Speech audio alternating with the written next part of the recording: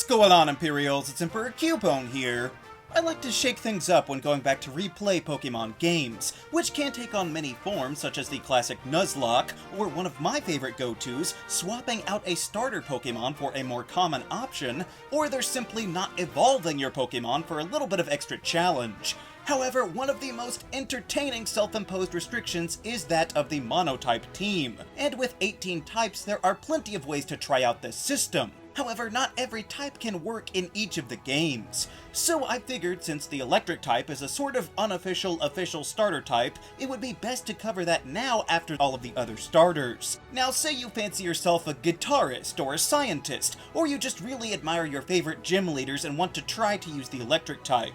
Which game would actually be best for you to try out that monotyped team? I don't bring it up much, but electric is my second favorite type, being a strong neutral against most of the types in the game. So I would love to see where I might best be able to wield that mighty power of thunder for myself. Now, first of all, I have to say once again, Kanto is so unfortunate. I promise that Gen 1 will have its day, but it is not today. The only Pokemon that you could possibly pick up before the first gym is Pikachu, and as you might remember, the Pewter Gym is all ground types. Now Pikachu can sometimes learn Double Kick to deal with the rock, but that's gonna have to get you all the way through Mount Moon and beyond, because there are no other options until the Power Plant, unless you can grab an Eevee to evolve into Jolteon, but I don't think that even Zapdos would be able to save this region. I'm also just gonna throw out Hoenn because it's actually impossible for you to even get an Electric-type Pokemon until after the second gym, all the way up past Slateport. And even if you could find them early enough, there's only about one team's worth spread throughout the entire region. Now for Johto, it is a little bit better because you can pick up Mareep around the first gym, well, at least if you don't have Crystal version, that is, but unfortunately things are pretty sparse. You could hope to pick up a Pichu or an Elekid from maybe the Gifted Egg, but there's no guarantee that you'll get those baby Pokemon. You can use the Goldenrod Eevee as a Jolteon, but then you can grab a Magnemite just in time to try out that new Steel type for the Fighting type gym, so that's not great. You could maybe fish up a Chinchou, but you still can't have a full team because it seems like all of the other electric types like to hang out in Kanto with all of the dark types in the game. At least you can eventually get a Raikou, so that's something, I guess. And listen, I love Luxray as much as the next guy, maybe even more, but Sinnoh is not in contention here. Shinx is the only option for your first gym, which is once again largely ground masquerading as a rock gym. You can pick up a Pachirisu before Eterna, but is that really gonna help in the resisted grass gym? But even then, there's Rotom not being available at first, or Magnemite being in the nearby Ironworks, but you can't surf over there to get them until later anyway. And then poor Elekid is only there if you have a GBA game in the second slot, or in the new expanded Underground, I suppose, if you're playing through the remakes. So while you could do it, Sinnoh would be far too much of a slog to approach being enjoyable. Now, Kalos is not as bad as I expected, since you can get a Pikachu in the forest before the first gym, which is good against both of Viola's Pokemon, so that's easy enough, but then you can only obtain a Plusle or Minun on Route 5, and then a Helioptile before the Glittering Cave, which is better than facing Grant as a solo act, but it's still not super helpful. You can also grab an Electrike and Y version with Emolga and Dedenne before the Fighting type gym, which gives you a slight advantage with those extra types, but later, Ramos and Clement both resisting you pretty hard is a detriment when you can only pick up a Mareep, Chinchou, or Pachirisu, so most of your team is still gonna be comprised of electric rodents. Afterwards is pretty limited too, but the remaining challenges are kind of neutral, so if you level up high enough and you pick the right coverage moves, Kalos is doable, I suppose. Hisui is a little better than Sinnoh since you get to have a Pichu now to pair with your Shinx, however a Jolteon is all you'll have left in the Obsidian Fieldlands. Only a Pachirisu in the Crimson Mirelands, and just Magnemite in the Cobalt Coastlands, before you can finally reach the fertile ground of Mount Coronet. So I don't doubt that you could do it, but I would also wager that it would be a pretty boring way to play the game. Now the Galar region isn't that bad, but I'm not sure that electric is its biggest strength either.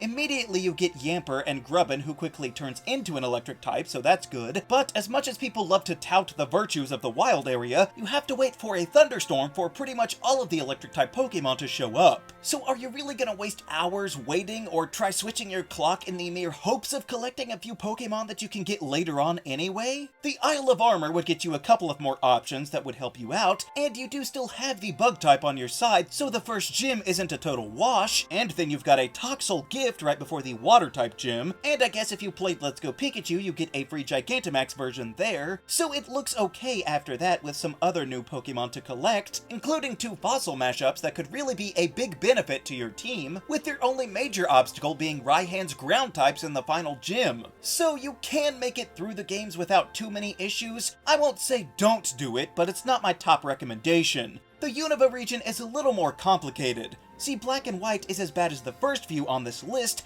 having no electric types until after the first gym with Blitzel and getting nothing else until basically Chargestone Cave after the 5th gym. However, Black and White 2 are substantially better, offering up Mareep for the first gym, and then Magnemite with the possibility of Elekid before gym number 2, which is great to be immune to that poison type. And while Alessa might be hard to counteract, you luckily get the Flying Emolga right before the ground gym, and then you can hit Chargestone Cave right after, so you do have a much better chance at actually winning in the region this time, especially when they shuffle the last gym to be the water type. So it's not the best, but Unova definitely gets a massive upgrade between versions. Paldea starts off pretty well early on with a Pawmi, Pichu, Pachirisu, and even Oricorio if you look in the right spots, and if you take the effort to explore before you face any of the gyms, you can find a Wattrel a bit further out, while easily coming across a Mareep, a Tadbulb, maybe even a Toxel, or a Shinx if you go the other way to the east. That being said, Electric isn't super helpful in the first stretches of the game, only really giving you an advantage over the Titan Bombardier, and maybe Kofu in the mid-game, but at the same time, there aren't really a lot of major threats outside of a couple of coverage moves on trainers, at least until you get up to Rika in the Elite Four. Honestly, the Teal Mask doesn't really add a whole lot, but the Indigo Disc has a bunch of electric types that you would be glad to have.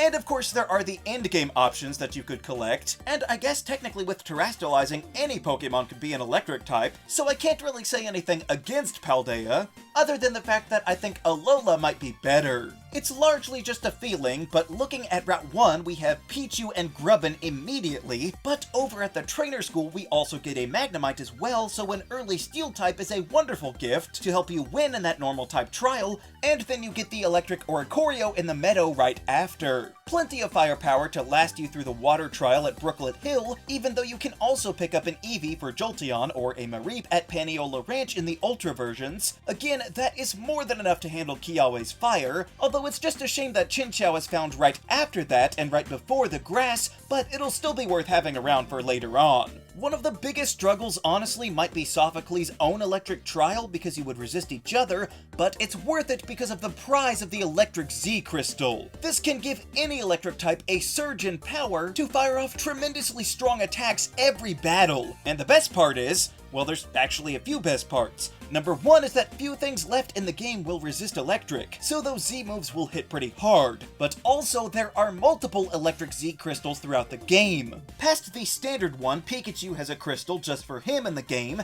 and there's also a downloaded one that it can use with the special hats. Plus, there's one for Alolan Raichu, which is great because I'm sure you've got one by this point, so that psychic typing is going to put in a lot of work for your team. Now, just beyond the observatory, we've got Route 12 heading to the power plant where you can find Alolan Geodude, but don't worry because there is an endgame trade that's not far from there that will provide you with the fully evolved Golem if that's your concern, but Blush Mountain also has Electabuzz along with Dedenne, and despite them hiding it so well, Togedemaru is here too. Now unfortunately you cannot get Emolga until after Hapu's ground-type Grand Trial, but like I said, we've already got the Water-type Lantern, or Levitate Vikavolt, or even Oricorio's Flying, so you've got a fighting chance to say the least. But by that point you've pretty much exhausted the list of electric types in Alola. The Ultra games barely add anything different, so then all that's left is to go after the post-game Pokemon like Xurkitree or even Zeraora, although that one's only through event convinced, so probably not. All I'm saying is that these games start with Tapu Koko shooting down from the sky to save you in a rush of lightning. If literal divine intervention wasn't enough to tell you that you ought to be an electric-type trainer here, I don't know what will. To me, the immediate, solid offerings, combined with the rather consistently paced additions to your team throughout the game, while saving your only weakness until the very end of the game to let you prepare, means that Alola has maybe the best spread for a successful mono-electric-type run. You could maybe still go for Paldea or Galar or even the Unova sequels, but I'm gonna lean on my Z crystals to turn up the voltage and rule this island chain that's full of water everywhere.